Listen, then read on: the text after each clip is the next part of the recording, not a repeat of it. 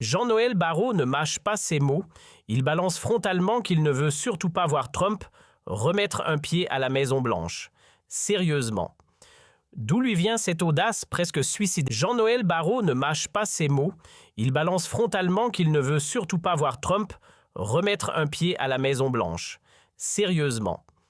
D'où lui vient cette audace presque suicidaire pour s'attaquer de cette façon à celui qu'on surnomme encore l'homme le plus redouté de la planète? Trump, fidèle à lui-même, n'a pas eu besoin de s'emporter. Un seul mot, dehors. Résultat. C'est un séisme diplomatique, un coup de tonnerre qui laisse tout le monde bouche bée. Et croyez-moi, ce n'est que le début. Ne décrochez surtout pas, la suite est explosive. Jean-Noël Barrot adore rappeler qu'il a longuement arpenté les États-Unis, évidemment, en s'installant dans les sanctuaires libéraux que sont New York ou Washington. Il affirme même avoir tenté de saisir la logique de tous les courants politiques jusqu'aux figures républicaines qu'il dit avoir rencontrées. Mais c'est précisément là que ressort la faiblesse classique de la sphère macroniste. Sous prétexte d'ouverture, il ne cherche en réalité qu'un miroir qui valide ses certitudes déconnectées du quotidien de la plupart des gens. D'après lui, ces échanges lui ont rapidement montré un fossé infranchissable. Nombre d'Américains ne se préoccupent ni des débats LGBTQ, ni des lourdeurs administratives du système de santé, ni de la révérence européenne envers Bruxelles. Plutôt que de reconnaître ces positions comme des opinions politiques parfaitement légitimes, Barrot les rabaisse instantanément. Oui, les discussions restaient courtoises, mais il a fini par décréter que leurs valeurs étaient totalement incompatibles. En clair, tout ce qui sort de la bulle idéologique macronienne devient automatiquement suspect, donc erroné à ses yeux. Barrot pleurniche sur la fracture sociale américaine, déplore que les citoyens ne se parlent plus comme s'ils venaient de découvrir la polarisation politique. Et pendant ce temps, chez nous sur les chaînes bien sages comme France Télévisions ou Radio France, silence radio sur les raisons pour lesquelles des millions d'Américains continuent de voter Trump. Mais au lieu de plonger dans les vraies questions désindustrialisation, chômage massif, frontières hors de contrôle, notre ministre préfère ressortir le manuel de l'élite parisienne. Il ne débat pas, il pathologise. Ceux qui ne pensent pas comme lui, forcément dérangés, forcément manipulés. Et si la réalité médiatique lui échappe, il blâme la presse. Quant à Trump, Barrot l'efface d'un revers de main raciste diviseur à bannir. Point. Pas un mot sur le fait que ce président incarne justement une Amérique mise de côté par la classe dirigeante depuis des décennies. Pas un mot sur ses succès économiques historiques, sa fermeté diplomatique ou sa position frontale face à la Chine. Non, tout ça, Barrot préfère l'enterrer dans le silence parce que ça dérange. Il a suffi d'un coup de stylo. Début du mois, Trump a fait trembler la scène internationale sans lever la voix, juste en signant un décret. Résultat, entrée interdite aux États-Unis pour les individus ciblés. Compte bancaire gelé sur le champ, embargo économique total contre toute entreprise, liée de près ou de loin et cerise sur le gâteau, poursuite judiciaire pour ceux qui oseraient encore faire affaire avec eux. Pendant que les élites parisiennes s'embourment dans leurs débats interminables sur le sens du mot démocratie et la liberté de nuances chères au PS Trump, lui tranche dans le vif. Fini les palabres, place à l'action. Il considère ces partis comme des reliques poussiéreuses d'un mondialisme à bout de souffle. Résultat, dialogue inexistant, ambiance glaciale. D'un côté, Paris patine. De l'autre, Marine Le Pen se voit dérouler discrètement le tapis rouge à Washington. Invitation privée, alliance murmurée à voix basse, mais bien réelle. Et pendant que certains claquent des dents, d'autres avancent leurs pions en silence. Les grands médias fidèles à leur partition habituelle auraient bien voulu vendre cette rencontre comme un sabbat d'extrême droite, un complot poussiéreux ourdi dans l'ombre des institutions. Mais surprise, le tableau réel est tout autre, plus subtil, plus structuré et surtout bien plus influent qu'ils ne veulent l'admettre. Le Rassemblement national tisse des liens solides à l'étranger affichant une assurance croissante. De quoi faire exploser le mythe de l'isolement politique qu'agitent les partis classiques à chaque campagne, ce prétendu cordon sanitaire, une illusion utile, une fiction brandie pour étouffer toute voix qui dérange. Pendant ce temps, Renaissance s'effondre doucement sur elle-même, rongée par ses querelles internes et ses contradictions idéologiques. Ce soir-là, le RN s'est montré discipliné, structuré, presque présidentiel. Rien à voir avec la caricature que l'on nous sert en boucle, ni hystérie, ni dérapage. Pas de clown populiste ici, mais un discours affûté chirurgical qui met des mots sur ce que beaucoup ressentent, mais n'osent exprimer le sentiment d'abandon dans un système verrouillé. Et l'ennemi de l'Occident, spoiler, ce n'est ni le Kremlin, ni Pékin. Le vrai poison vient de l'intérieur, une élite hors sol enracinée dans les capitales du pouvoir mondial, qui applique les mêmes recettes fatales, mélange culturel imposé, écologie punitive pour les classes moyennes, frontières ouvertes, sans le moindre garde-fou. Une idéologie clonée à Bruxelles, Washington et Paris, avec les mêmes effets délétères partout. La facture, c'est la France qui la paie. Une politique énergétique hasardeuse. Résultat, explosion des prix, coupures à répétition et factures qu'on n'ose même plus ouvrir. L'ouverture des frontières sans filtre, saturation totale des hôpitaux, des écoles, des services sociaux.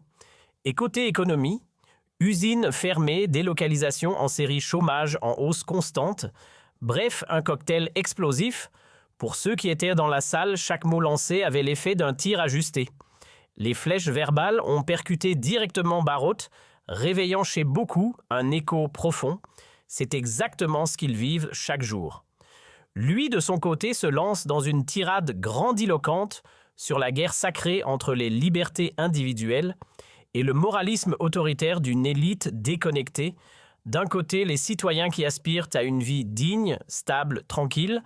De l'autre, des décideurs qui imposent leur vision du bien. Et son grand voyage diplomatique aux États-Unis en août, un désastre soigneusement emballé. Pas de photo avec le président, pas même une poignée de main avec les proches du pouvoir. Pence, Rubio, même pas un couloir croisé. À la place, un rendez-vous relégué à un sous-secrétaire au Trésor, Jake Sullivan, comme un stagiaire égaré dans un bâtiment trop grand pour lui. Égalité diplomatique, non. Claque diplomatique, oui. Et en public, s'il vous plaît, au lieu de faire profil bas de reconnaître ses erreurs passées, ou soyons fous d'adresser un semblant d'excuse que fait Barrault, il fonce, tête baissée, posture conquérante face aux caméras et aux investisseurs. Et que sort-il? Des envolées lyriques sur la coopération multilatérale avec un ton condescendant, comme si la France était soudain devenue le modèle ultime de gouvernance mondiale. Oui, vous avez bien entendu, il vend la France comme l'anti-Trump. Par excellence, un pays plus encadré, plus administratif, plus lent. Pendant que Trump taille dans les impôts, dégraisse la paperasse, relance l'économie avec un style bulldozer, Barrault lui prône davantage de normes, de contraintes, de comités d'éthique, une sorte de rêve technocratique en costume 3 pièces, et pendant que Paris doute, chipote, recadre ses propres incohérences avec des excuses sociologiques, Washington lui avance sans détour, et ce faisant, il valide ce que le RN martèle depuis des années que l'élite en place ne comprend plus le peuple.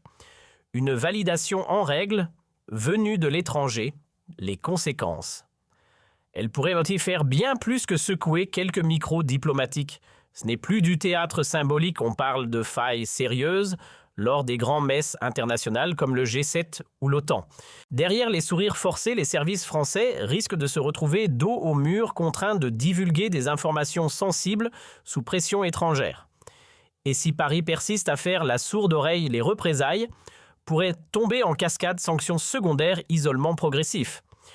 Car quand Washington tamponne l'étiquette « organisation terroriste » sur un groupe, les dominos tombent vite, Londres, Ottawa, Canberra. Tous suivent le chef d'orchestre. Ce n'est donc plus un jeu d'échecs géopolitique, c'est un compte à rebours. Et Paris ne peut plus se planquer derrière des discours creux. Et ne vous méprenez pas, ce chaos ne vient pas du RN, ni d'un fantasme d'extrême droite agité à chaque crise. Il est né de l'aveuglement d'une élite version Barrault, qui depuis des années flirte avec les extrêmes de gauche en se prétendant défenseurs de la démocratie. Ceux-là même qui étranglent la liberté d'expression, tout en criant au danger populiste, mais uniquement quand ça les dérange. Franchement, on marche sur la tête.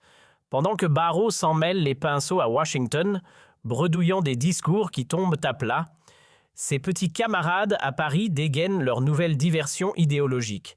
Le dernier en date, un député écolo qui n'a rien trouvé de mieux que d'agiter fièrement un drapeau antifa en plein hémicycle. Oui, vous avez bien entendu, le symbole d'un mouvement radical connu pour son goût du chaos et de la case brandie au beau milieu de l'Assemblée nationale, le cœur battant de notre démocratie. Réaction immédiate. Zéro, aucune sanction. Aucun rappel à l'ordre. Pire des applaudissements. Dans quel monde est-on tombé? Ce n'est plus de l'angélisme, c'est de l'inconscience. On n'est plus face à un débat d'idées, mais à une lente dérive vers l'autosabotage républicain. Pendant ce temps, l'Amérique version Trump avance musclée direct avec une vision assumée. Et nous, on patauge dans les interdictions absurdes, noyées dans le bavardage médiatique. La vérité, c'est que le RN n'est pas le danger qu'on nous vend, c'est peut-être même le dernier à appeler un chat, le seul à dire haut et fort ce que d'autres murmurent derrière des portes closes, qu'on ne devrait pas confier des fonctions clés à des figures au passé douteux, qui à part eux osent encore défendre sans rougir les intérêts de la France face aux injonctions américaines. Le vrai problème, ce n'est pas ceux qui dénoncent, c'est ceux qui se taisent. Jean-Noël Barrot, c'est fini, du moins côté américain. Washington ne s'est pas contenté de lui faire un clin d'œil diplomatique, il a été exposé, démasqué, peut-être même blacklisté pour de bon, un camouflet géopolitique mais aussi un électrochoc pour Paris. Ce signal venu d'outre-Atlantique, ce n'est pas qu'un avertissement individuel, c'est une gifle adressée à toute une génération de décideurs enfermés dans une logique dépassée. Et si ce revers était paradoxalement une chance, une opportunité de rebattre les cartes et de sortir du logiciel bancal qui nous conduit droit dans le mur. Le RN, qu'on le veuille ou non, se retrouve dans la position du seul parti qui propose autre chose, qui parle partenariat d'égal à égal, pas soumission, qui voit dans Trump non pas un démon, mais un chef d'État pragmatique. Et dans l'Amérique actuelle, un allié possible si on ose sortir de la morale à 2 vitesses, car soyons clairs, le temps des leçons données avec arrogance depuis Paris est terminé.